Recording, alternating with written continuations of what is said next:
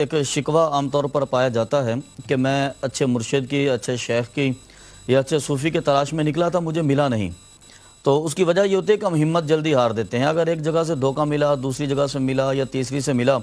تو ہم آرام سے گھر میں آ کر پرسکون ہو کے بیٹھ جاتے ہیں کہ آج کے دور میں اچھا شیخ تلاش کرنا ممکن نہیں ہے۔ حالانکہ انسانی نفسیات آپ دیکھیے، اگر ہم ایک دکان سے 100 روپے کا دودھ خریدتے ہیں،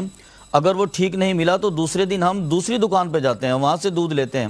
حتیٰ کہ ہم 10 دکانوں کے چکر لگا کے اچھا دودھ تلاش کر کے گھر میں لاتے ہیں، اس لیے کہ ہمیں احساس ہوتا ہے کہ میرا 100 روپیہ ضائع ہو رہا ہے۔ تو ہم اچھے شیخ کی، اچھے مرشد کی تلاش کے اندر مختلف جگہوں کے چکر نہیں لگا سکتے۔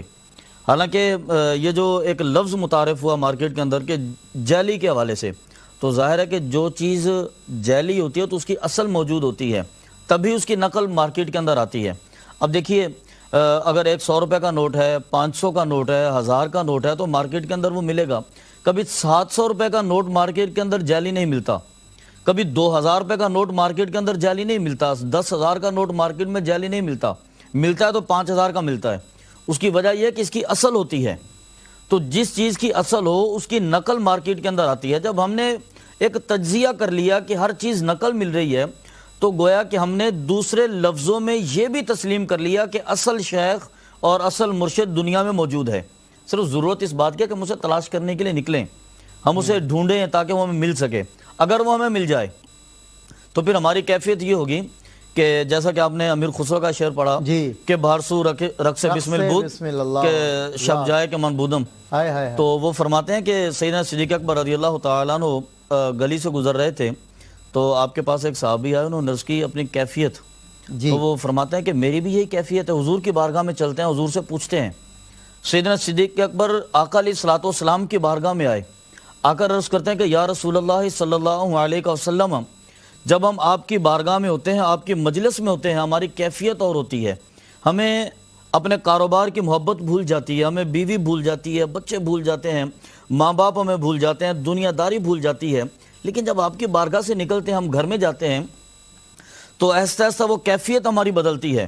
جب وہ کیفیت بدلتی ہے تو بیوی کی محبت بھی غالب آتی ہے، بچوں کی محبت بھی غالب آتی ہے، اس کے بعد کاروبار کی محبت بھی ہم پر غالب آتی ہے، ہمیں ماں باپ کی یاد بھی آتی ہے، بہت کچھ ہو جاتا ہے۔ تو کریم آقا نے ارشاد فرمایا کہ ابو بکر، اگر وہ کیفیت جو یہاں میری بارگاہ میں تھی، اگر یہ کیفیت مستقل تم پر طاری رہے تو خدا کی قسم آسمان سے فرشتے اتر کر گلیوں میں لائن بنا کر کھڑے ہوں اور تم سے مصافحہ کرنا اپنے لیے اعزاز تصور کریں۔ اللہ اکبر، اس کیفیت یہ کمال ہے، کتنی بڑی بات۔ کتنی فرمایا کہ خدا کی قسم اگر تمہاری یہ کیفیت جو میری بارگاہ میں تھی، اگر گلیوں میں یہ کیفیت رہے، آسمان سے فرشتے اتریں، گلیوں میں لائن بنا کر کھڑے ہوں اور تمہارے ساتھ مصافحہ کرنا اپنا اعزاز تصور کریں۔ تو گویا کہ امیر خسرو نے تو اس کیفیت کی طرف اشارہ کیا تھا کہ یہ جو ایک مرشد کا تصور ہے،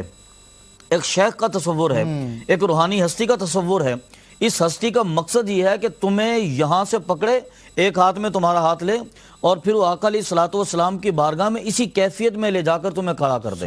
شیخ کا مقصد تو یہ ہے، شیخ کا مقصد لگژری زندگی، ہاتھ تم نے شیخ کے ہاتھ میں دیا اور وہ ہاتھ پکڑے اور مواجہ کے سامنے کھڑا کر تمہیں حضور کی بارگاہ میں کھڑا کر دے۔